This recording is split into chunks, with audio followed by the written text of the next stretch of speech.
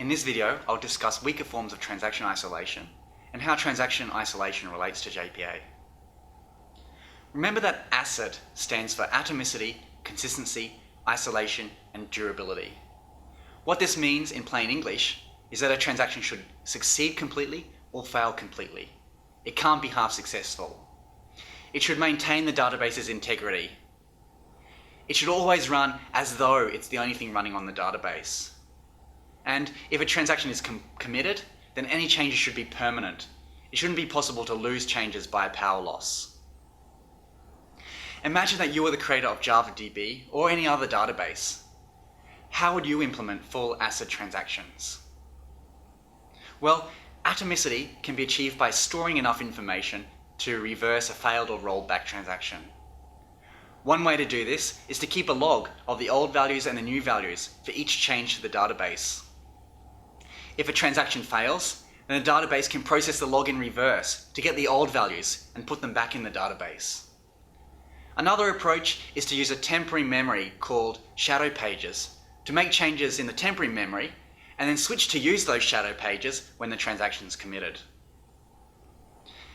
Consistency can be achieved by checking all of the database integrity constraints before accepting a commit.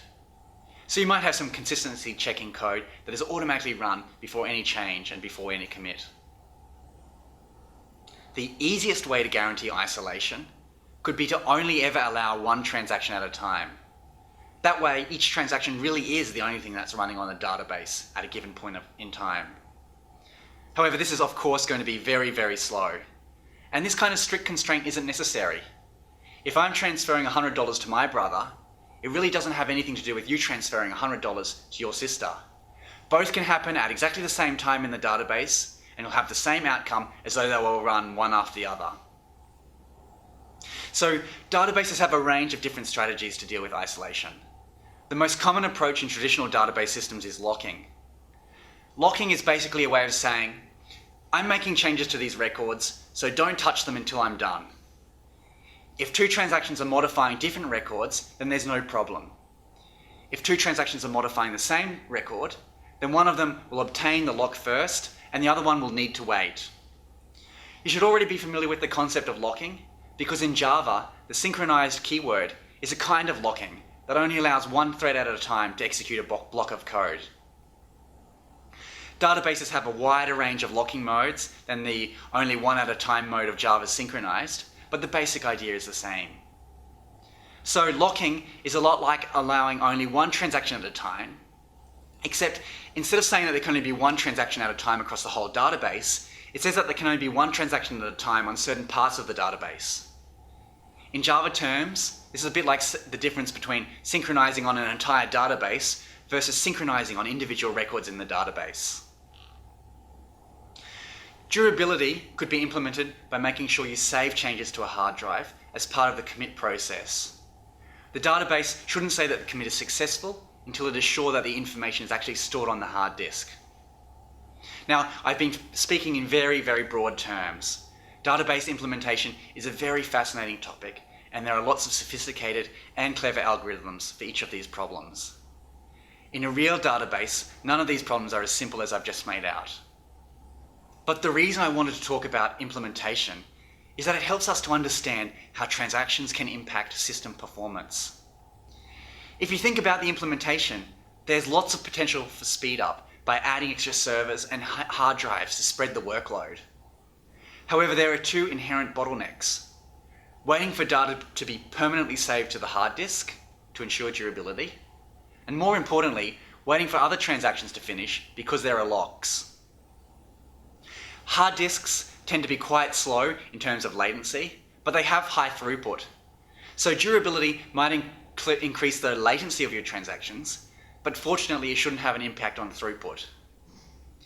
However, locking turns out to be a big problem.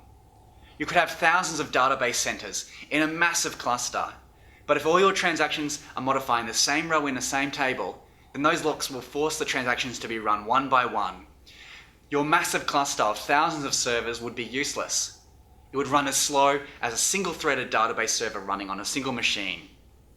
If all your transactions are modifying the same row of data, then those transactions have to run one after the other. They can't be run at the same time in parallel. So isolation can be one of the biggest challenges for concurrency and performance. Sometimes you just need to accept this performance loss because it is important to your business problem. For example, if you're a bank, it's absolutely important that the calculations of a running transaction aren't corrupted by other transactions. But if you're running an online shop, it might not matter so much. For example, if a user adds 2 products to a shopping cart at exactly the same time, you might not be bothered if one of the products overrides the other. Firstly, it's unlikely that the user would probably try to add 2 products at exactly the same time. And then even if he or she does, then they'll be able to see the problem and fix it themselves. Nobody's going to be out of pocket. It might be more important to you that you have a fast and responsive online shop. You might decide that you don't need full isolation if you can get faster performance. To address these different requirements, the SQL 92 standard defines 4 transaction isolation levels that are widely supported by SQL databases. The isolation levels allow you to choose a balance between isolation and performance. The 4 isolation levels relate to 3 different phenomena that could occur in a database that doesn't support transactions. A dirty read occurs when a transaction reads changes that have been made by another transaction, but that haven't been committed yet. The problem with dirty reads is that if your transaction is reading changes made by another uncommitted transaction, then that data will be invalid if the other transaction is rolled back. Non-repeatable reads occur when you read the same record twice in one transaction, but its values are different each time. This could be caused by another transaction that has committed some changes to the record. If there was true isolation, then non-repeatable reads should never occur because isolation means that the transaction should run as if it is the only thing running at a given point in time. Non-repeatable reads are a problem if you need to read a value, do a calculation based on the current value, and then save the new changes. If the database allows non-repeatable reads, that means another transaction can go and make changes to the database while you are doing your calculations. When you save your changes, then that other transaction's changes will be lost. An example of this is a bank balance. If you are withdrawing $100 from a bank account that has $1,000, you'll get the current value and then save an updated value of $900.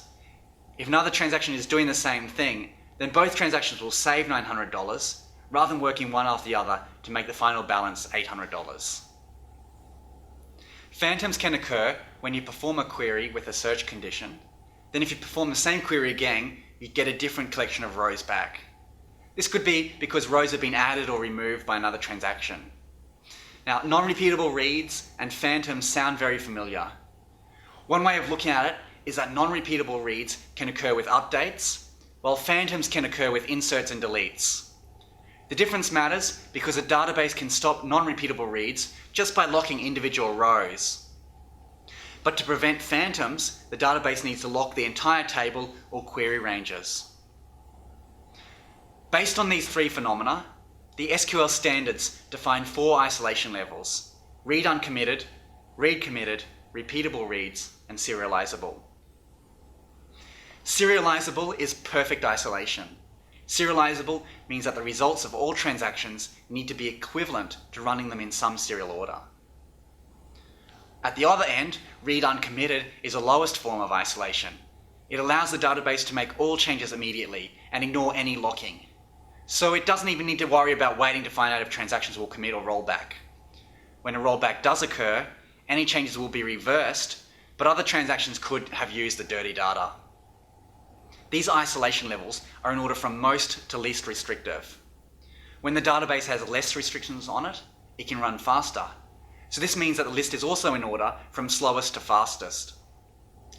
JavaDB supports these 4 isolation levels, and you can configure isolation levels on the connection pools in the Glassfish configuration. You might think that the safest and best default would be serializable, and you'd be correct. The SQL specifications say that the default should be serializable. However, in practice, read committed is a default used by JavaDB, as well as most other database vendors, including Oracle, Microsoft, Sybase, and IBM. For most applications, read committed is enough because it gets you good performance and enough safety for most typical code. However, if you need higher isolation or faster performance, you can change the configuration on your application server. So you can change the defaults. Most major databases support these 4 levels at a minimum, but some database vendors provide extra isolation levels and an ability to specify locking strategies on a table-by-table basis. You'll find information about this in your database manual. Before concluding, I'd like to mention one other possibility. So far I've been talking about using locks, as this is the most common way of ensuring isolation in mainstream databases. But it isn't the only option. Locks are a very pessimistic technology. If you have a transaction trying to read data that hasn't yet been committed by another transaction, then that code will be blocked and forced to wait. This is because the database has to wait and find out whether the other transaction will be committed or rolled back before it knows whether to use the new committed value or the original value after rollback. The other approach is to be optimistic. The database could just assume that transactions don't roll back. It could let you read and write as much as you want, including uncommitted data. But then, when you try to commit the transaction, it could check to see if the isolation would be violated. This approach is going to be a lot faster because there's no waiting around for locks to be released. But the downside is that more transactions will fail. The database can allow dirty reads to happen. It just rolls back the transaction when it detects a problem. If this happens rarely, it shouldn't impact on your system. You can report the error to the user and let them try again, or write your own code that restarts a failed transaction if they fail due to optimistic locking. Now, in practice, if you've got a typical database and you're using JDBC, then when you execute SQL queries, the database will be using pessimistic concurrency control. However, if you're using JPA, then you need to be careful to know that JPA by default makes use of optimistic concurrency control strategies. When you find or retrieve entities, JPA avoids locks. This means that other transactions can modify the entities in the database before your code makes a change to the record. In fact, when JPA reads data from the database, it may be using completely separate transactions. Remember also that JPA doesn't immediately change the database. When you make a change, it queues up all the updates in an in-memory persistence context until the transaction is finished or you call flush. This means that the updates are done as quickly as possible in one go right at the end of your computation. If you don't flush the changes and you just let JPA flush the data at the end of the transaction, then all your updates will happen in one short, single transaction at the end. Because there isn't much locking, and because the transactions are so short, your code will run quickly and efficiently.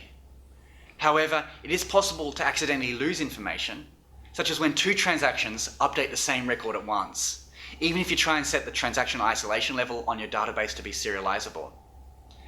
This is because JPA can read data using different transactions to what it uses to update data. So there is no isolation.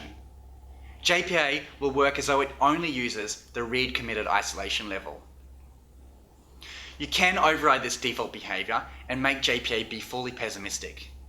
You do this by requesting pessimistic lock modes on any of the entity manager or query methods that accept a lock mode. This forces JPA to create a long-running transaction and use long-running locks.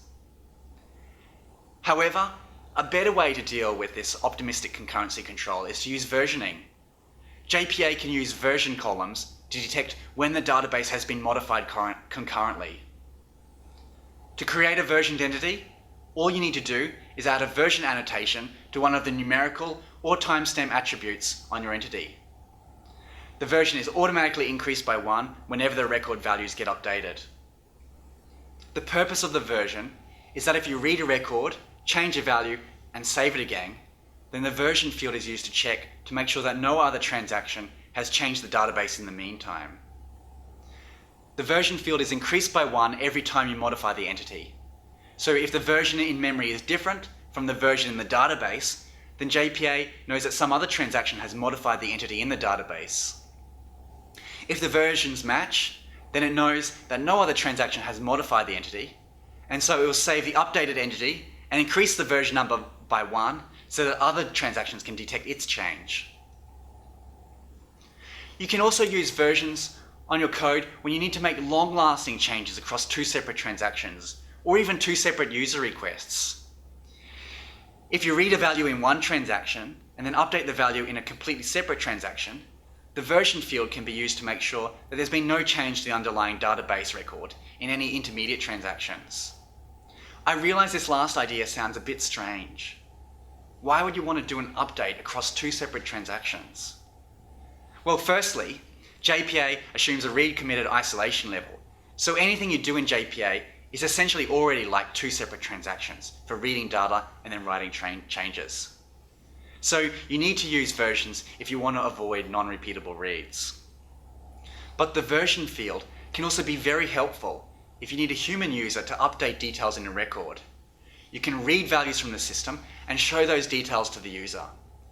The user can then take their time modifying the record, and then when they submit their changes back, you can use the version number to detect if any other user has modified the same database record at the same time.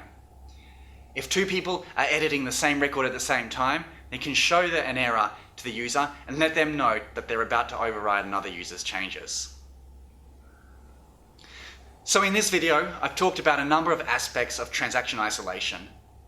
But what does this all mean for you? If your database allows dirty reads or is running in a read uncommitted transaction isolation level, then you're going to encounter lots of errors. Fortunately, it's very unlikely that your database will be configured to use read uncommitted isolation, so you're not going to get those errors.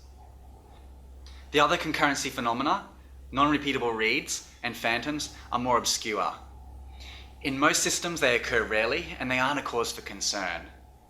They can occur if your database uses read committed transaction isolation, and the thing is, your database probably does use read committed transaction isolation by default. So if you're writing SQL in JDBC code and you've got an application where it's absolutely vital that there are no errors, then you should consider setting the transaction isolation level to be serializable. If you're using JPA, then you need to remember that even if you configure your system to use serializable transactions, JPA can still use separate transactions for reading and writing data.